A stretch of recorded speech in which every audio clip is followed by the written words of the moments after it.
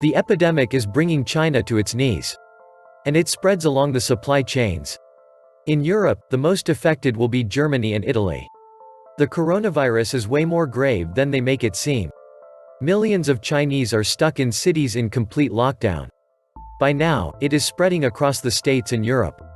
There are cases in France, Spain, and the UK coming in.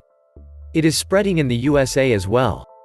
Amazon and others have pulled their attendance from the big event in Barcelona. The hotels are empty. Airlines are canceling flights en masse. The Chinese GDP will contract by more than 5% in the first quarter of 2020. Its tourist industry has collapsed. Tourism is 10% of Chinese GDP. 60 million people will not be visiting China this year. The global supply chain has collapsed.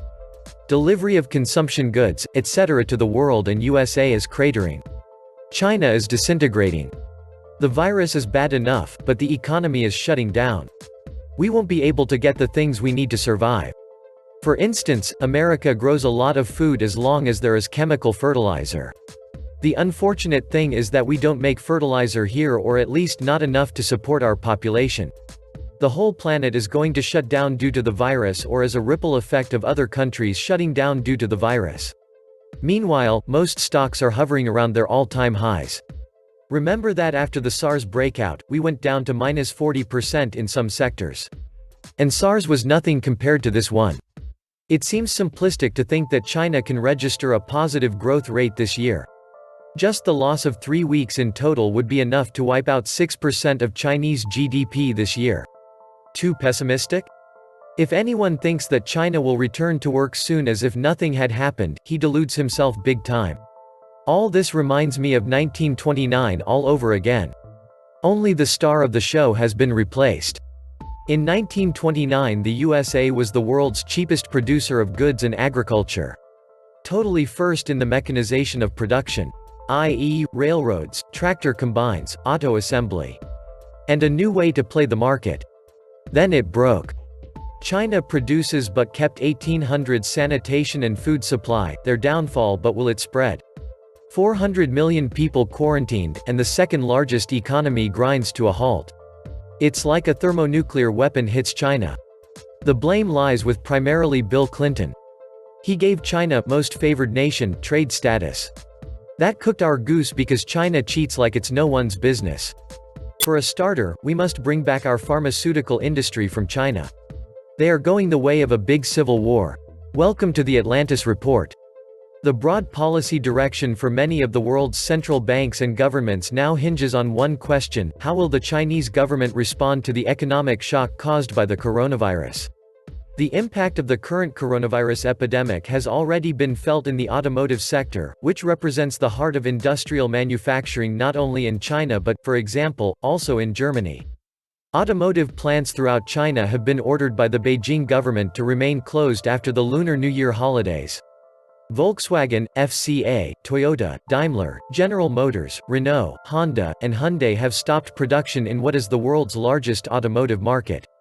According to S&P analysts, auto production in China dropped by 15% in the first quarter of 2020 compared to the same period in 2019. But the repercussions go back along the entire supply chain. FCA has announced that one of its European plants may have to stop production in 2 to 4 weeks due to supply problems from 4 Chinese suppliers due to the blockage caused by the epidemic, and that it is looking for alternative solutions to avoid this situation. In the last few days, the same fate had happened in Hyundai for its plants in South Korea, while Volvo had to change the supplier of batteries for hybrid vehicles in order not to stop production due to the stop of imports from China. And not only. The global supply lines that are in crisis due to the stop caused by the epidemic to their Chinese suppliers are not limited to the auto sector. Qualcomm, the world's largest smartphone chip maker, warned that the epidemic was causing significant uncertainty about smartphone demand and supplies. Luxury goods producers are also under fire. The British brand Burberry has closed 24 of its 64 stores in mainland China. At least 60 airlines have reduced or stopped flights to and from China. Australia's tourism industry is losing an estimated $1 billion a month from the Chinese tourist ban. China is Australia's #1 tourism market, delivering 1.4 million visitors a year and contributing about $12 billion annually to the economy. Mohamed El Arian, chief economist of Allianz, told CNN Business that the potential cascading economic effects are extremely worrying. They first paralyzed the region of the virus epidemic, said El Arian, so they gradually spread to the national level, undermining internal trade, consumption, production, and the movement of people. If the process spread further, even on a continental and international level, trade, supply chains, and tourism would stop. Asian central banks cut rates. In response to the crisis, the People's Bank of China cut the base interest rate and injected huge amounts of liquidity into the markets to help reduce pressure on banks and borrowers. The Beijing government also announced new tax breaks and subsidies to support internal consumption. The central banks of Sri Lanka, Malaysia, Thailand, and the Philippines have also cut interest rates in recent weeks, while South Korea and Taiwan may follow shortly. The problem, however, is that since 2014 the European Central Bank has already had negative rates, a situation similar to that of the Bank of Japan, while the U.S. Federal Reserve has already cut interest rates 3 times last year and is closely monitoring the situation. It is unlikely that a response to the global crisis triggered by the Chinese epidemic could instead come from fiscal stimuli in the European Union. On the other hand, the economic situation in the old continent was not the best, even before the outbreak of the epidemic.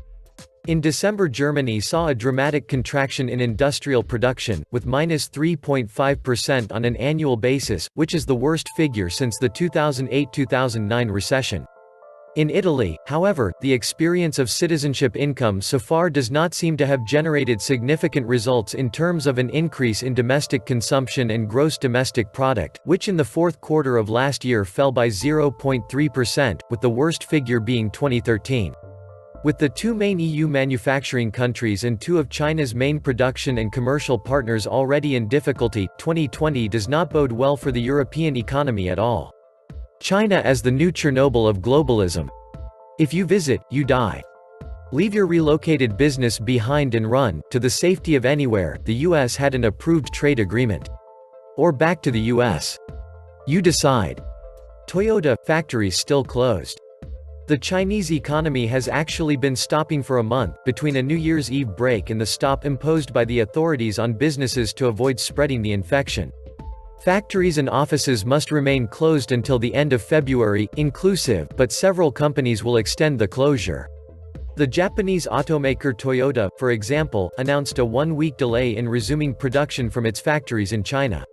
We have decided to keep the suspension of all Toyota factories in China, a group spokesman told the AFP agency. Clash at OPEC on cutting oil production. Meanwhile, the consequences of the Chinese slowdown, starting with the sharp stop to the purchase of crude oil, are causing divisions among the oil-producing countries. Russia will take a position on a possible further reduction in oil production in the next few days, said Russian Energy Minister Alexander Novak. On Thursday, Russia opposed the recommendation of the OPEC+ Technical Committee, at the extraordinary meeting in Vienna, to cut production by an additional 600,000 barrels a day to stop the price drop caused by the coronavirus epidemic in China. We will see how the situation develops in the coming days, said the minister to Russian agencies, without specifying how Russia will make its position known. According to rumors, Saudi Arabia would push for a further reduction from 800,000 to 1 million barrel per day and had proposed a compromise solution of 600,000 barrels. Since the consent of all the participants is required within OPEC+, the meeting ended without results. We want to continue consultations to determine the optimal measures acceptable to all exporters to regulate the market without sudden changes that would be harmful to producers and consumers, explained Russian diplomat Sergei Lavrov. China purchases more than 2/3 of its crude oil from OPEC member countries and their allies, primarily the cartel leader Saudi Arabia, followed by Russia. After losing almost 15% since the beginning of the year, oil prices had slightly recovered pending OPEC+ decisions. According to some analysts, Russia is reluctant to cut production further mainly because its oil companies and the government need revenue. The Russian budget remains heavily dependent on oil revenues. But the new government is mobilizing huge resources for an important investment plan to revive the ailing economy and achieve President Putin's goals before the end of his term in 2024. The good thing about this is the US companies who fired their workers then hired China to make their products may very well bite the turf rather soon. Maybe once the deadwood is cleared out, America can get back to making its own products and looking after its own people. The loss of a week of work for all of China, due to the extension of the holidays for the Chinese New Year, is an already acquired fact. For the future, it is necessary to understand when the isolation of the Hubei province, 60 million inhabitants, will end, when public buildings, shopping centers, and large exhibition areas reopen, when the large multinationals, Chinese and international, will trust to reopen factories. To understand a week of quarantine is equivalent to a loss of GDP for the current year of 2%. 2 weeks equals a 4% loss, and so on. 65 million apartments that are empty there in China. 65 million. Ghost cities everywhere. And now all commerce is stopping. This is just the beginning for them. Another few months of this, and that is it. Then phase 2 begins. China is toast. This is what happened to them for thousands of years. They are all but done at this point. No way out for them now. They went for the bucks but forgot to take appropriate measures to secure their own safety measures. When you cut corners, you end up like this. They moved too far, too fast. Now they are in the worst possible place you can be. Slave labor, Ebola pork, chemicals, world's worst smog, crashing economy, the revolution in Hong Kong, you name it. It is just like that Tom Cruise movie War of the Worlds. It was the littlest of things that got them in the end. Greed got China. Now they are paying for it. World War III could be next, folks. This